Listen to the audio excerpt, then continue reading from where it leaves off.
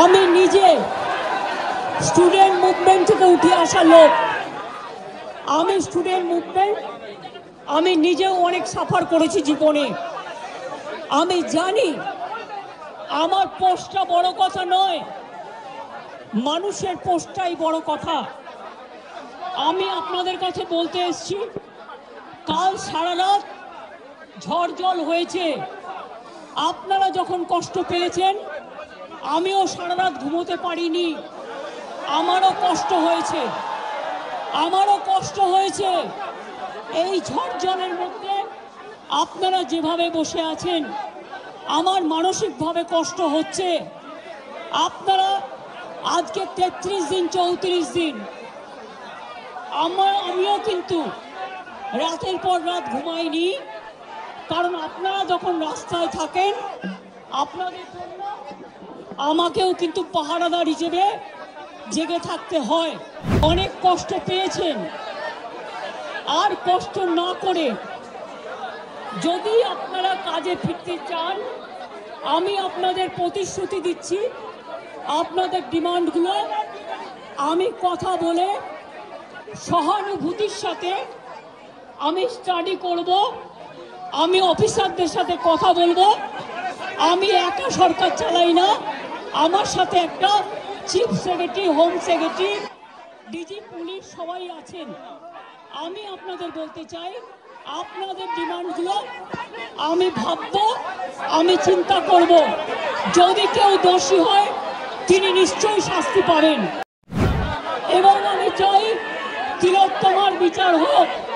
আমি সিবিআইকে অনুরোধ করব, যত তাড়াতাড়ি বিচার হোক, এমনকি 3 মাসের মধ্যে তারা যেন ফাঁসির অর্ডার দেয়। আমি এটা সিবিআইকে অনুরোধ করব আপনাদের প্ল্যাটফর্মে বসে। আর আপনাদের কাছে আবেদন জানাবো, আমাকে একটু সময় দিন, আমি ব্যাপারগুলো নিয়ে আমি চিন্তা ভাবনা করব। যদি আপনাদের আস্থা ভরসা আমার উপর থাকে, আমি কথা বলে সিদ্ধান্ত, অন্তত যদি কাউকে দোষী পাই, আমি নিশ্চয়ই নেব।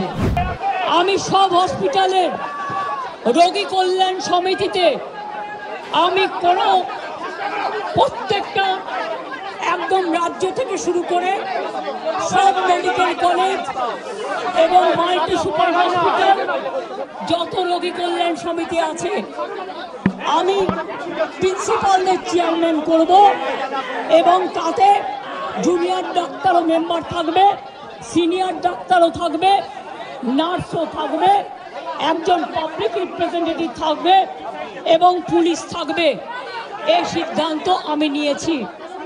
আপনাদের আরজিকর মেডিকেল কলেজেরও আমি রোগী কল্যাণ সমিতি ভেঙে দিলাম, এবং সব মেডিকেল কলেজের আমি রোগী কল্যাণ সমিতি ভেঙে দিলাম।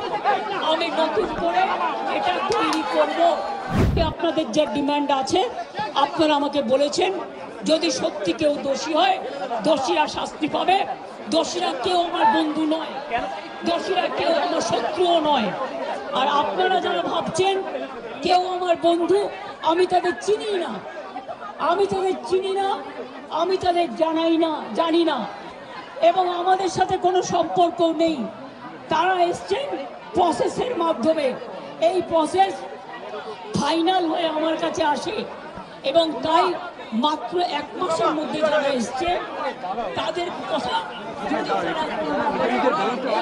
সাথে, মার্ডারের সাথে, দুর্নীতির সাথে যুক্ত থাকে, আমি নিশ্চয়ই সাধ্যমতো চেষ্টা করব কথা বলে অ্যাকশন নেবার।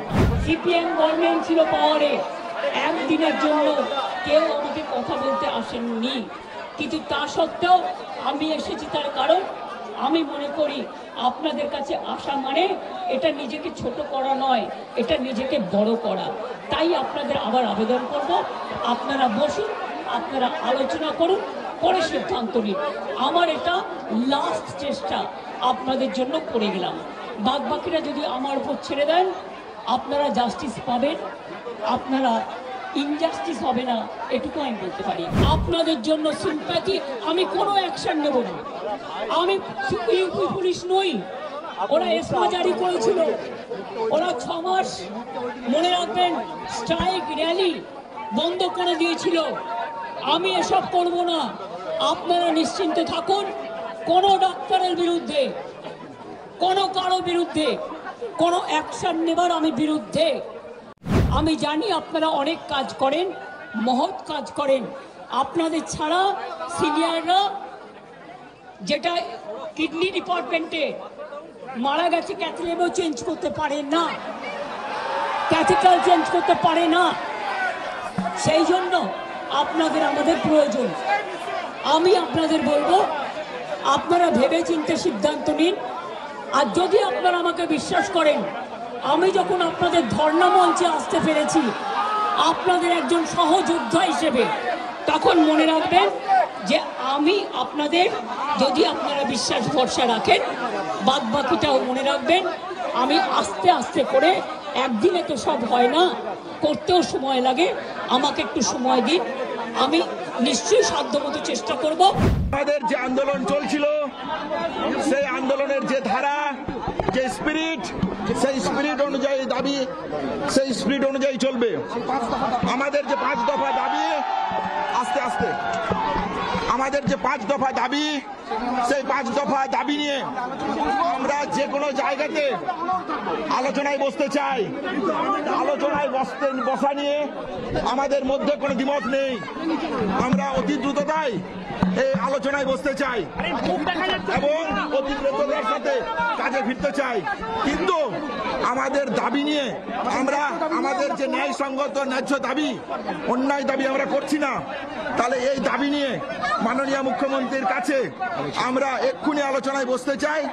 আমাদের দিক থেকে জুনিয়র ডক্টরস ফান্ডের পক্ষ থেকে এই যে জায়গা থাকলো, সেই জায়গা আমরা রাখলাম।